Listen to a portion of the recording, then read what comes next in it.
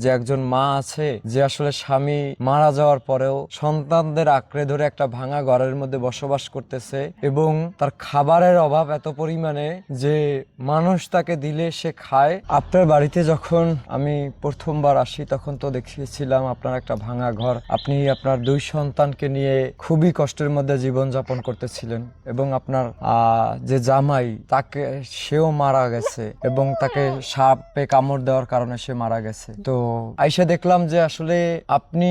বাবার বাড়িতে চলে না গিয়ে বাকি অন্য জায়গায় সংসার করার চিন্তা ভাবনা বাদ দিয়ে আপনি এই একটা ভাঙা ঘরে মানে টিনের ফাঁকের মধ্যে থেকে মানে বৃষ্টি পড়লে সবার আগে আপনার মাথায় পড়ে, নাইলে ঘরে পড়ে, আপনার সন্তানদের উপরে পড়ে, জি এমন একটা পরিস্থিতির মধ্যে দিয়ে আপনি বসবাস করলেন। অথচ আপনি আমার আশেপাশেই বাকি আমি এর আগে অনেক পরিবারকে সহযোগিতা করেছি,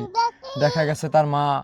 বাবা মারা যাওয়ার পরে মা অন্য বাড়িতে চলে গেছে, অন্যের সাথে বিয়ে করছে, অন্যের সাথে বিয়ে বসছে, বাকি অন্যের হাত ধরে চলে গেছে। বাকি আমাদের সমাজে আসলে একটু অভাব থাকলে আসলে আমাদের সমাজে স্বামীর হাতটা ছেড়ে দেয়, বাকি বাবার বাড়িতে চলে যায়, বাকি স্বামীরে ডিভোর্স দিয়ে দেয়। আপনারা এসে দেখলাম যে আপনি আপনার সন্তানদের এবং আপনার শাশুড়িকে আগলে রেখে আপনি আসলে এই যে বসবাস করতেছেন, এত মানে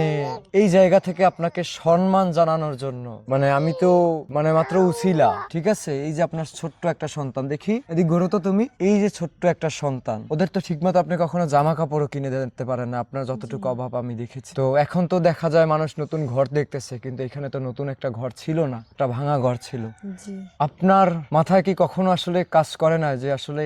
মানে আমার এত অভাবের মধ্যে যে অভাবে থাকার কি প্রয়োজন, আমি আমার বাবার বাড়ি চলে যাই, বাকি আমি চাইলেই তো আরেকটা বিয়ে শাদী করতে পারি। তো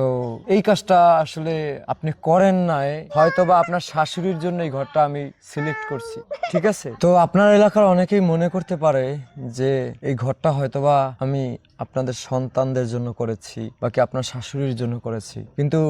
আপনার এলাকার যখন এই ছেলে ফারাবি যখন আমার কাছে আপনার গল্পটাই বলছে যে একজন মা আছে বাকি একজন বোন আছে যে আসলে স্বামী মারা যাওয়ার পরেও সন্তানদের আঁকড়ে ধরে একটা ভাঙা ঘরের মধ্যে বসবাস করতেছে এবং তার খাবারের অভাব এত পরিমাণে যে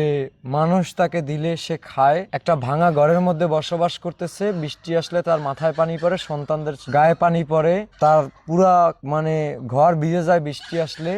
বন্যা আসলে মানে মানে কোথায়ও আসলে মানে নিরাপদে দাঁড়ানোর আসলে জায়গা নাই।